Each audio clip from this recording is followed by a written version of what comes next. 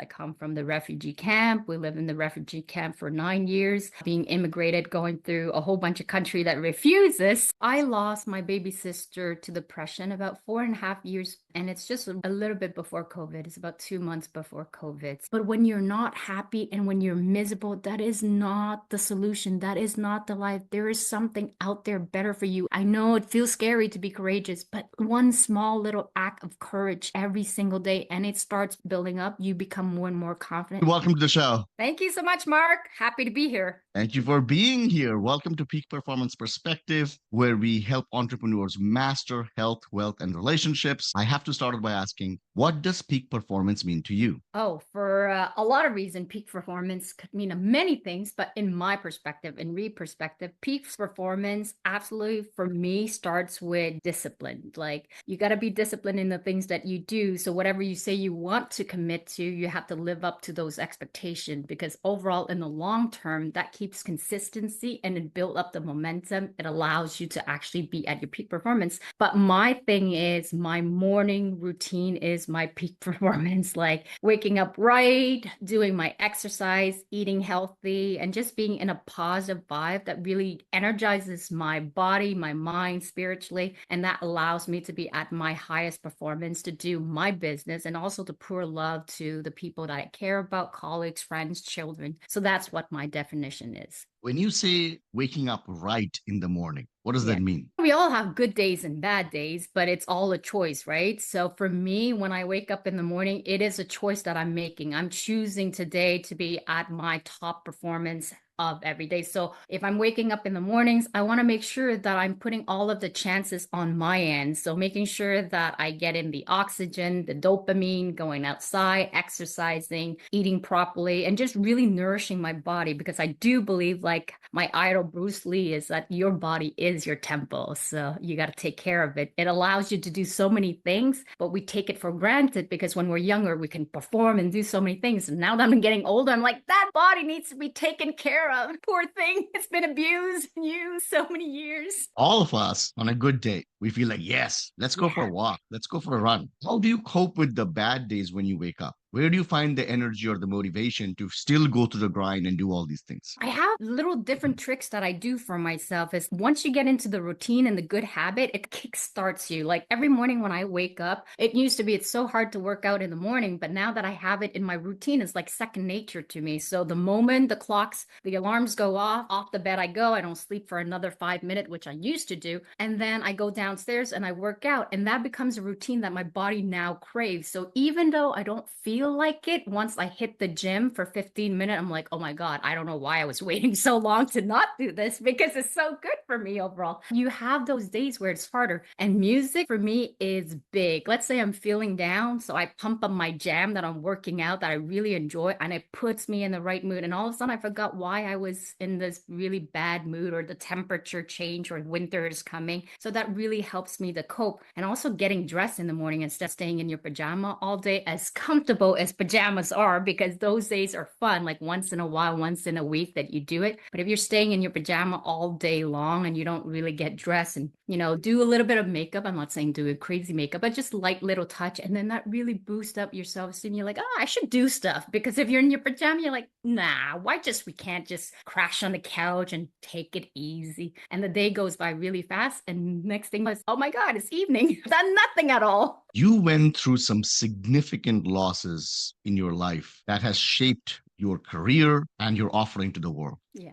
Tell us a little bit about what happened. So I lost my baby sister to depression about 4.5 years, and it's just a little bit before COVID. It's about 2 months before COVID. So I've gone through many things. I come from the refugee camp. We lived in the refugee camp for 9 years, being immigrated, going through a whole bunch of country that refuses. And Canada was the only country that accepted us. And I'm grateful for that. And we have our neighbor, the US, which is a fantastic country, which I love. So for me, having gone through through all of the things that I've seen, the hardship, and I'm sure, Mark, for you too, you know how it is to come to the US and having absolutely nothing and making something out of yourself. When you've been down deep and really like life has shown you that there's a really hard side, you feel like everything could be surmounted. It's hard when you're going through that. You need to be well surrounded. I actually had to go through therapy, go through bereavement groups, and it is hard on an ego of a person who is very independent, who's used to being self-reliant.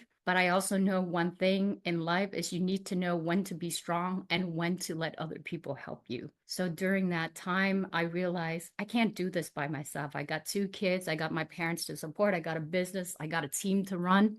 So I actually reach out to close friend that I can count on that will rally and cheer me up and say, Ry, you can do this, even though I didn't believe in myself. And you're like, how am I going to get through this? Because losing a sister that's like my twin sister, and that I feel like the world is right when she's here, no matter how hard the world may be, as long as she's alive, I feel like there's a purpose. But when she was gone, I lost that identity. So I had to rebuild my identity, and I chose, and I know that she would want me to be happy. And as a promise to her, I promise to live my very best life, the best that I can until we meet again. So that's how I find the courage to do all of that. But there's also a lot of support, a lot of love, a lot of compassion towards myself, and reading a lot of books and listening to podcasts like yours or some other podcasts really allows me to find that strength and to believe in myself and say, this is not it. I'm not done. For whatever reason, I'm still alive. It could have been me instead of her that leaves this world, but for some reason I'm still here. So I got to make something out of my life, and I want to make her proud. What was she going through that she had to make such a tough decision to end her life?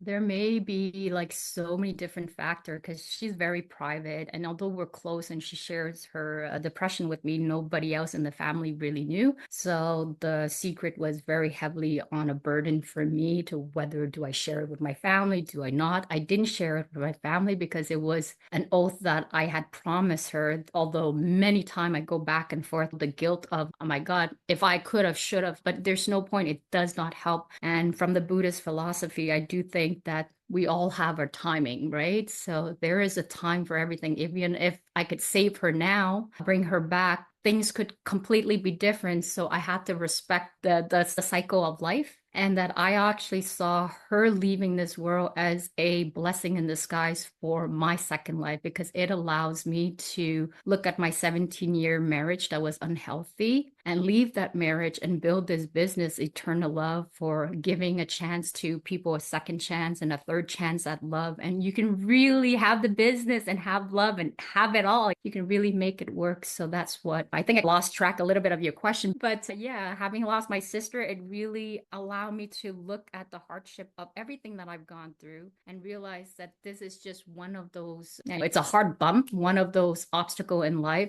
And when you're thrown an obstacle, and I really believe like the book of Ryan Holiday, the obstacle is the way. So when there is an obstacle, there's also opportunity. And I promise myself every obstacle that comes my way, I will turn that into an opportunity and propel myself to a higher height. What was it about her passing that Mhm. made you take a second look at your 17-year-long relationship? And when you did, what did you find? Yeah, so she passed away from heartache. I forgot to answer your question about the different factors. So a heartbreak and also pressure in work and identity crisis. I think one of the big thing is when we are not true to ourselves, when we're not being authentic, we're living else somebody else's expectations, societal expectation, what our parent impose on us. I think she was wrestling with a whole lot of that. And so that created a lot of a lot of shame around the depression as well. And she's a master disguiser in front of people. She seems to have it all, but inside she was really struggling. And that's what I want to say, the message to people who do struggle with mental illness, that you don't have to suffer by yourself. You don't have to. I know it's tempting to stay in this. There's so much stigma around it, but do reach out to people. And that's why I say one of the biggest strengths is knowing when to be strong and knowing when to ask for help. But so you said to me the question, my God, my mind just go.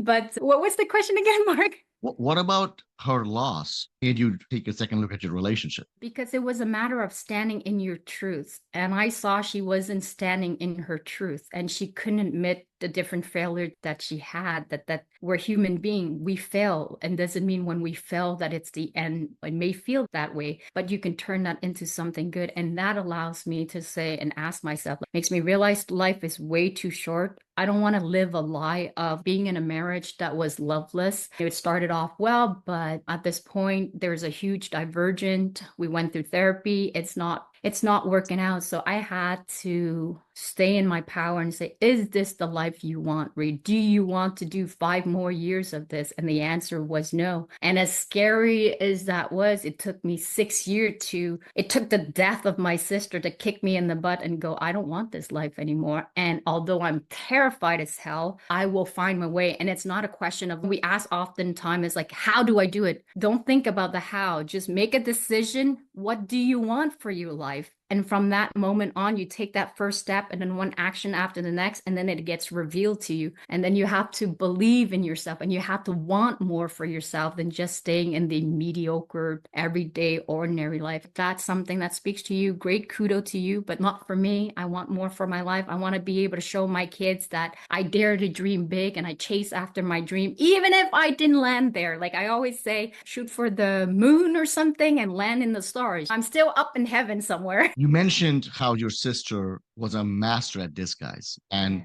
so many people do that at some level, Yeah. where we hold in the pain, where we hold in the trauma. We don't want other people to look at it or get to know about it. Sometimes we just do it because we want others to not feel pain, and we don't others to be bothered by what we are going through. If somebody's listening to this, who's suffering from this, having been on the other side of it, of someone who was so close to her sister and lost her, what advice would you give that person? I would say it's hard when you're going through that emotion. You feel like a huge burden. That is the biggest thing, is that people feel like they're being a burden to their loved one. You're not being a burden, because the people who really loves you, all they really want to do is show up for you. So they want to extend their hand and help you. And I had to learn the hard way that, it is such the greatest gift to be able to allow somebody into your life and allow them to help you. So don't say isolated. Start small, like whatever it is, start speaking about it. The more you release whatever it is that you're shameful about, start very little with close friend and just revealing that, and start doing a little reading, research and stuff. And eventually what happened is that when you keep the monster in a dark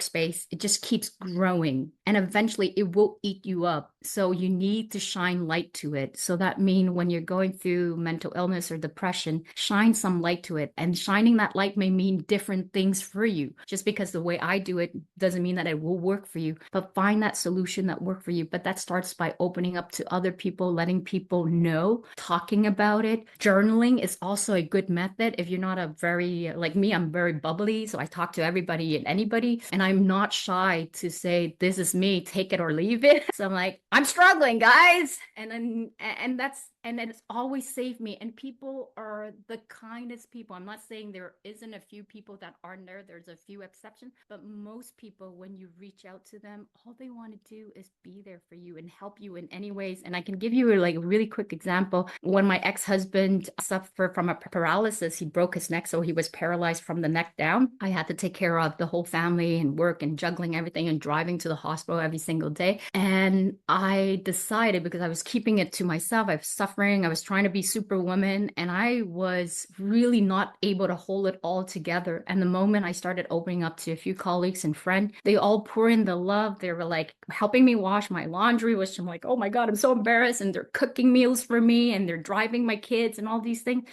And even stranger people I didn't know. And it made me realize, I'm like, my God, like I'm thinking I have to do this alone, but I realized I don't have to. So that's what I'm saying. Shine some light to that darkness, whatever way speaks for you. And you're not a burden. You're not a burden to people. It's in your head. And I say that because I get very emotional because I know how hard it is to be in that dark spot. And I've gone through post depression as well when I had my first baby. So I know what that feels like driving and didn't feel like life had any kind of meaning. And I was driving over a bridge and I want to just pull my car over the bridge and something by miraculous reason stopped me from doing it. So I know that sometimes when we go through depression, it's not all on us. We can't, you need the help. You need to be able to be seeing your doctor, getting medicated, and whatever your belief is. If you don't believe in medication, if you believe in medication, but you do need assistance. So you go through this trans life experience and you discover things about yourself. You're finally standing in the truth. Yeah. You could have taken that and gone into many directions, but you decided to become a relationship coach. Yeah. Tell us a little bit more about why that decision was made. Yeah, so for me, I've always loved love. Even as a kid, I watch a lot. I feel cheesy when I say it. So on my really bad, depressing day, I watch romantic movies. And I remember I laughed because my sister, she'd be like, that's not like the type of movie she watched. And they're so cheesy. But I own that. Like that's me. I love movie. It makes me feel cheesy. It makes me feel comfort.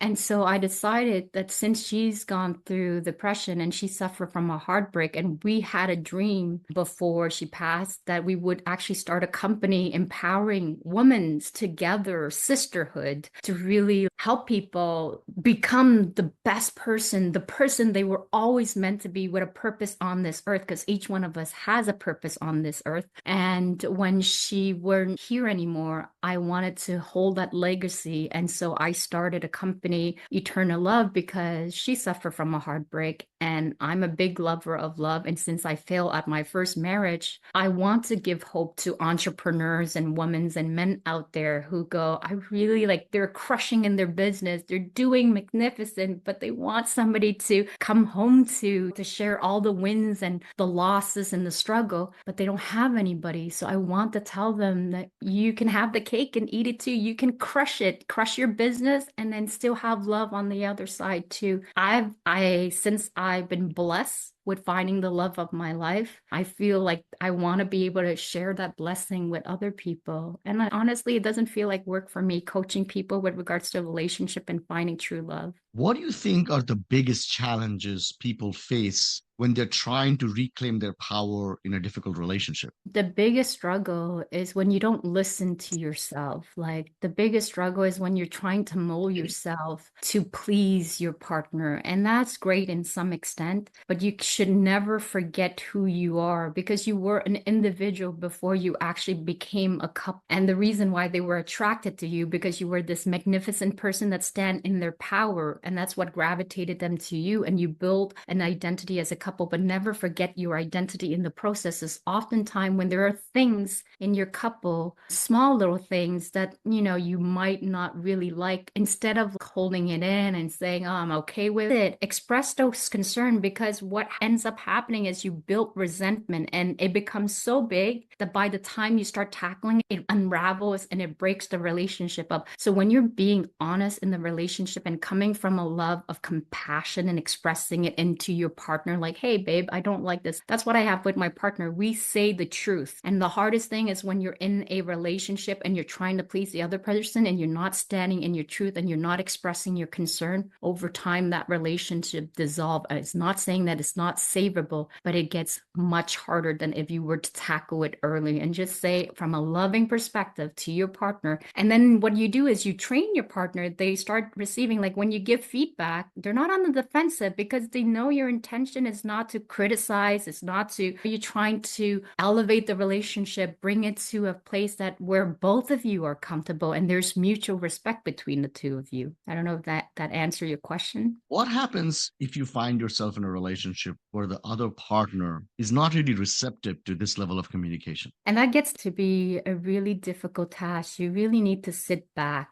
And I always tell people the best way to do it is to have a little bit of distance. It takes a little bit of distance, some time for yourself. Rather than pouring all of the love into your couple, pour that love back into yourself. That means retreat, like taking a walk into nature, reflecting. What is it that I want out of this relationship? Where is this relationship heading? Is it heading in the direction that I want? And if it's not heading in the right direction that you want, doesn't mean that the relationship is doomed. It means that you need to be able to talk it out, communicate with your partner so that they understand. We're two different individual. A man species and a woman species is two complete different species. It's hard enough to understand just a woman species. Imagine opposite sex species. You need to really fine tune into what you want and listen to those feelings and figure it out on your own rather than having all these different ideas that you're so confused by yourself of what you want out of life and you're scattered all over the place and you like vomit all of that to your partner. It's overwhelming. So when you take time and you reflect on the situation, and if the partner is not receptive at some point or another, you got to find ways to see how do we meet, find a middle ground so we can both work together. And when you see clearly that the person does not want to make the effort, is not willing, you're going to have to make the tough choice. Do I stick it out and work on myself? Or do I find a way to make this couple work? Or do I exit or start pulling back the love and just pouring on me? And if that relation can dissolve, then it is what it is. It will be that hard decision you will have to make. Clearly, I say every relationship, you got to do everything that you can to know that you've given the best that you could. But if you're seeing that the partner is not doing their part, then at some point, how much love can you pour if you don't pour it on yourself? You can't just bleed out and you can't just burn yourself up for one person. You got to pour that love into yourself as well. It's loving to love your partner. It's honorable. In my relationship, I love my partner to death, but I will always prioritize me, my being first, not because I'm selfish, because it is the right thing to do. If I have love, if my cup is full, I can pour it onto my partner. And that means I'm showing up in the best version of me, of everything that I can offer to him. But if I'm depleting myself and I'm just pouring on to him, eventually I have nothing. And if he decides to leave, I'm empty. And it's going to be painful. Yeah. You often talk about helping clients unlock their divine feminine energy. What Yes. does this mean and why is this important? The divine feminine energy is, as a female, there is so much beauty in the feminine energy. Like a man is attracted to a woman who is feminine. Doesn't mean you have to be in the makeup, in the high heel, and all this thing, but in the feminine energy, meaning that you are nurturing, that you are caring, that you are kind, that you're thoughtful. So being in that feminine energy, it means like that you show compassion and grace, the love. Like men are extremely attracted to a woman that knows how to express herself. She commands respect, but she doesn't do it with aggressions. She doesn't do it as imposing and being authoritative or taking control. She stands in her feminine, knowing her worth. And she is open and authentic in the way she expresses her needs and her concern. It's really standing in that power of care. And it's just that feminine energy that it's really, you have everything. You're there, you're receiving the man who is going to be your protector, that is going to be your provider. And you are grateful for him, but you show that in a way to show your appreciation in a way that is loving and caring and making sure that he's well tended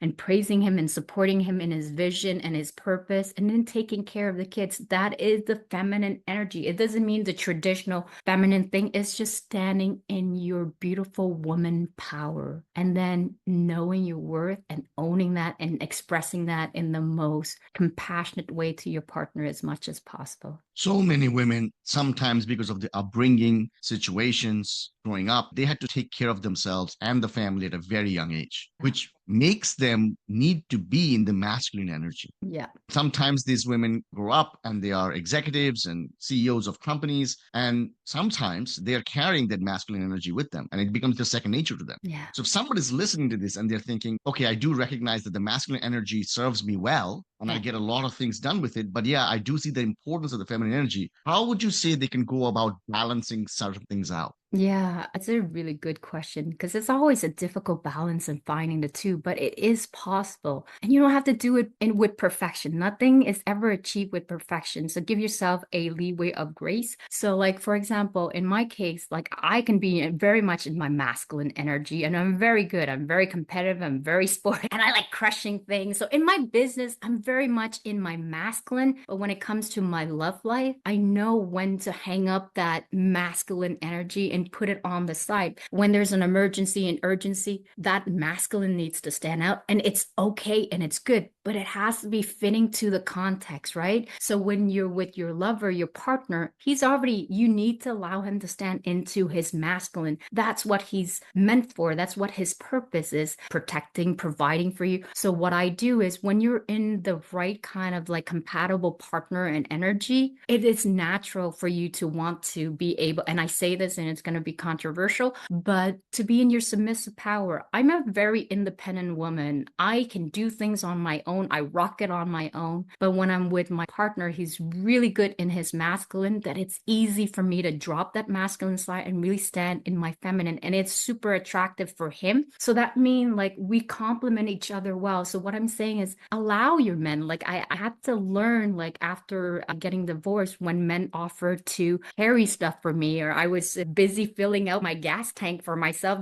And then a man comes over and he offered, "Can I help you carry your tank and put it in your car?" My first reaction is, "No, I'm good. I'm okay," because I'm so used to doing things on my own. And then I had to take a pause. I'm like, I'm going to step into my feminine energy now. And I said, "Yes, as a matter of fact, thank you so much." So allowing that and practicing that, it becomes easier and easier. But be careful that when you're in your masculine all the time, to not embody that it becomes your everyday uniform. Like, for example, I'm just saying, as a policeman, they're good. They're detecting things and they're seeing stuff and they're seeing clue. But you can't do that when you're at home with friends and stuff because then it's just paranoia. I'm not saying that's the case, but it's like your eyes are trained to that. Your brain is trained to that. So when you're often in the masculine energy, it's easy to want to carry that and want to execute and want to control things. But it's also nice to just let that down and just be in your feminine energy because that is your default energy. And some people, we are always on a spectrum. Some people are more on the masculine side a little bit, and that can be extremely attractive, but you gotta use it in the right context and you gotta allow your partner to be in his masculine and you be in your feminine. And it's beautiful, those two energy. It doesn't mean all the time, for example, I keep going here, but with my partner, I know when to let him take charge and I know when to be in my feminine energy. And it takes practice. Before I wasn't that good because I was always in my masculine. I'm used to it. Give it to me. It's all fired up. And then I'm like, let's just like the feminine energy kind of sits back. She's enjoying it. She's in the moment. She's embracing it. And it's all softness and kindness and gentleness. It doesn't make you weak. As a matter of fact, it makes you extremely attractive and it makes you stand in your power if you know how to do it properly. I had another guest on the show. His name was Andrew Paradis. Great episode. I recommend everybody listen to it. He talked about how there are four types of men. There Mm-hmm. are boys, then there are guys, then there are men, and then there are gentlemen. And quick summarization is it has to do with the masculine energy. That a Mm-hmm. boy is still a boy. He hasn't become a man yet. So what happens when a woman is in her masculine energy because she's been raised that way, if she has grown up that way, or circumstances has forced her to be that way, and she just happens to be in a relationship with somebody who is not that masculine, that she Mm-hmm. needs to support that person in certain ways? How does that person then embrace the feminine energy? And is that even a good idea? Because some might say that if I don't do this, then this thing won't get done. So I have to be in Mm-hmm. my masculine energy to be able to make these things happen. What would you say to that? Yeah, and yeah, it's so unique each couple, right? There's no complete 100% script of what's right and wrong. So let's say for this particular woman, she's been raised like that and she has to perform in order to get things rolling and working.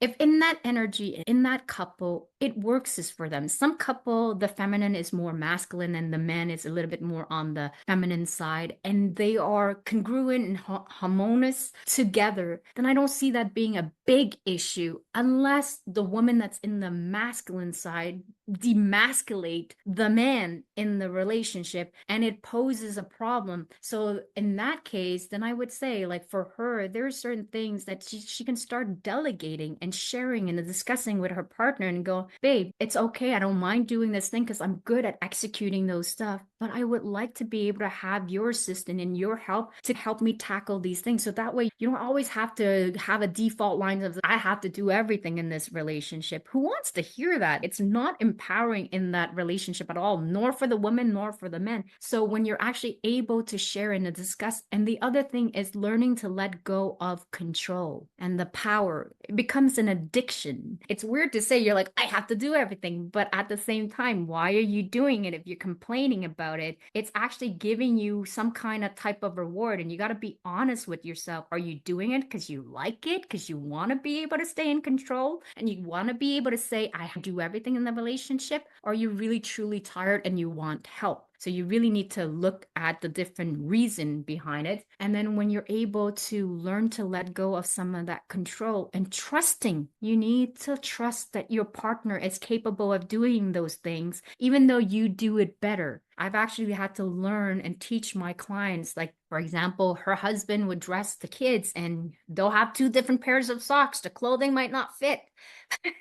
Might not fit properly. But is the kid dying? No, the kid is not dying. He's doing his part. And you being in your feminine, you're supportive. Baby, I appreciate that you're helping out. Like stepping in that power and allowing, letting him go, trusting him that he's doing his very best that he can. And then you prove, you little by little, you give a lot of reinforcement and positivity. He feels good. Everybody wants to feel good. We're all trying our very best. We'll never get it perfect, as much as for the woman and the man. And be very cautious and careful when you say, I run the show in this couple. Without me, they can't. That's a dangerous line when you're actually talking that way. It's like something is off in this relationship. You need to reassess and you got to have an open discussion with your couple, because just because you're running that show on your own doesn't mean that necessarily you're actually, it's positive for the couple if you want the couple to survive in the long term. You have a signature fourth space strategy that you Mhm. have created to build fulfilling relationships. Can you give us a little bit of an understanding of what that is? Yeah, so I really take people through different reflection of what, when it comes to joining forces or deciding to commit in a relationship with another person,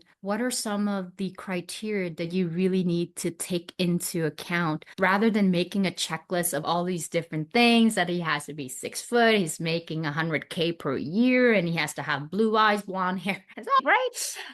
But no, I really take them to a realistic thing. What does that truly mean? What is the essence of what you're really saying? And who are you truly as a person? What do you want out of a relationship? What do you truly want out of life? What kind of lifestyle? What kind of goal do you want? And I really guide them through it. And I show them what are those criteria of being able to assessing the situation and deciphering and breaking down in simple terms so that they know what to look out for. So they're not all over the map trying to hit and miss on going on these dating. I really allow them to think and reflect deeply. And so gain clarity on what they want versus what they say they want, like what they truly need versus what they say they want. And then having clarity on that and getting some self reflection and a lot of self awareness. The most important thing really is to really understand your essence, understand you. If you don't understand yourself, how are you going to teach somebody else to love you if you don't even know how to love yourself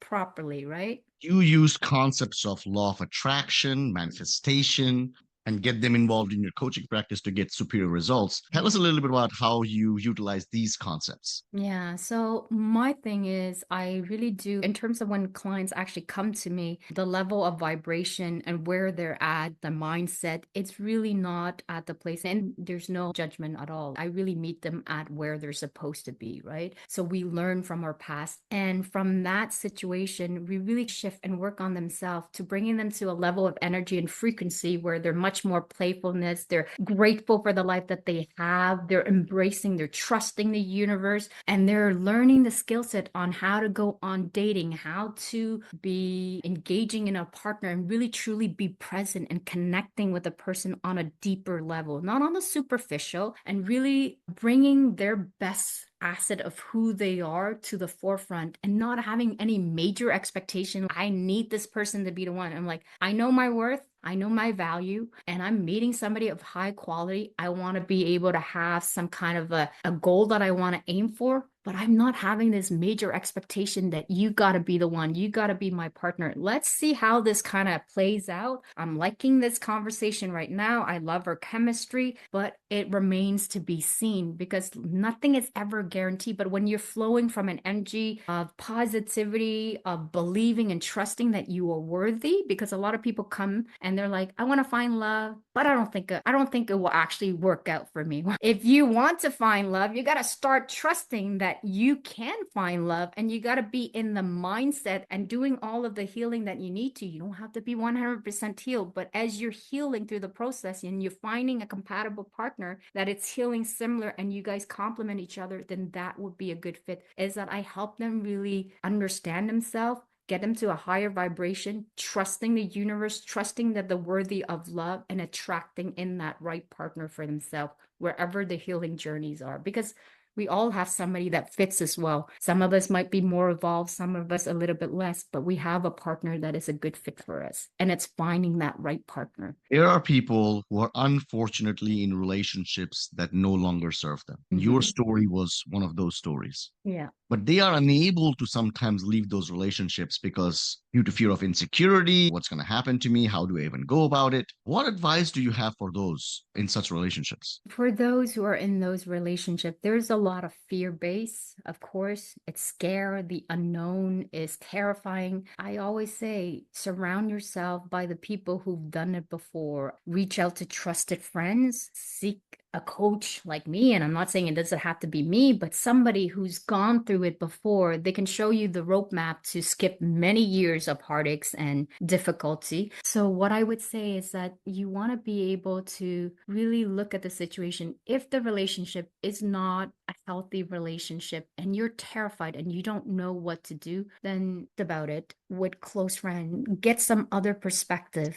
and read on books that will help empower you. Listen to podcasts, listen to YouTube or TED Talks and things. That's what I did. I did my own research. I was doing quiz to figure out, is this a healthy relationship? I filled out the quiz and I realized I was in a toxic relationship. But then there's one thing, knowing logically that you should get out of the relationship and finding the strength to do it. And I couldn't do it alone until I actually got therapy and I actually got the support that I needed. And then the situation with my sister kept telling me every single year, she says, sis, I love you, but I can't keep hearing these complaints about your situation in your marriage. You either leave or you stay. If you choose to stay, stop fucking complaining. Forget my F word, because I love you, but I don't want to hear your story anymore. Stop telling me these stories every single year. And as hurtful as that was for her to say that to me, she was totally right, because I keep complaining about the same thing and not doing anything about it. So if you're in that level of pain, it has to hurt so bad. You need to reach out for help because you can't do it on your own. So reach out to friends, educate yourself material, but start off small wherever it is. If there's just a little entry and an opening, you open a little door and one door led to the other. And then that's how you find your light. That's how you find your strength. So each one of us has our own rhythm. Some people will move faster. Some people may take years. And there's no judgment from that. You just got to do what's best for you at that time. And maybe the love between you and that partner may take longer for it to dissolve. It took me 6 years. Some people may take 2 years, 3 years. Some people may take 20 years. Who's there to judge, right? So I'm saying the big thing that I've learned from a relationship is that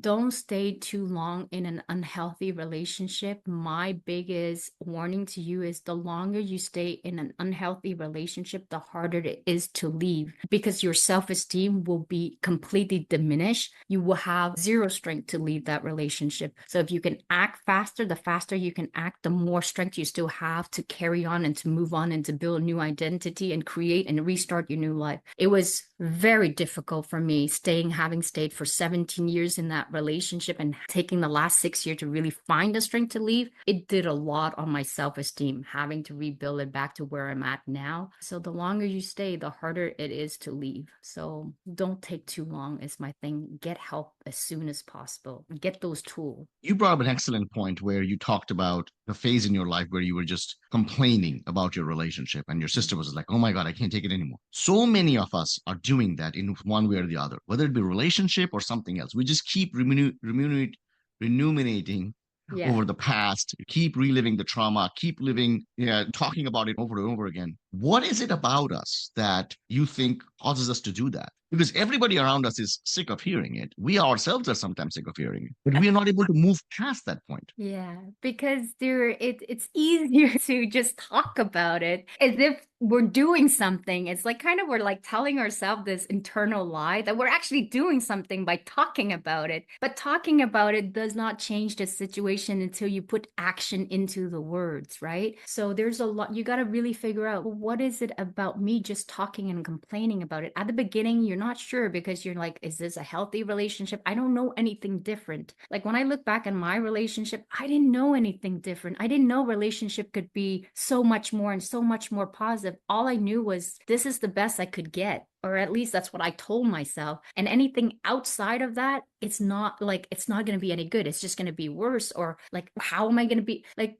you got to figure out what are the limiting beliefs that you're telling the story to yourself. And the story that I was telling myself was, I'm a mother of 2 kids with stretch mark. I've gained some weight. Who's going to want me? And I've been out of the dating scene for 17 years. How am I going to be able to attract a man? Who's going to want me? And all these different things. And am I worthy of love? I didn't think I was. And I was like, this is the best version of what I could get. And I can tell you from being a girl who has dated a couple to now being in the amazing relationship that I have, there is always a better version. If you're unhappy in that relationship and you've given everything that you can in that relationship, there is a version better than the one that you think. I always think the last relationship that I had of 3 years, which was amazing, I was like, I can't get better than this. He's like a complete one to my ex-husband. What am I like? I can't ask for more. And then the moment I went with the flow and decided, because he decided to leave our relationship, and that's fine. I am respectful. I would never ask a person to stay with me if they didn't want to stay in that relationship anymore. I just made sure I asked them, are you sure this is the decision that you want to do? I think we can save the relationship, but if you want to go, feel free to do. I will never prevent a person to leave, but I trusted myself that I would figure out and that I would be able to find a partner that'd be a better fit. And thank God I had that positive mindset because he's way better than what I thought I could actually have back then. So yes, when we don't know what we don't know, it's okay and it's normal, but know that it's okay to be scared.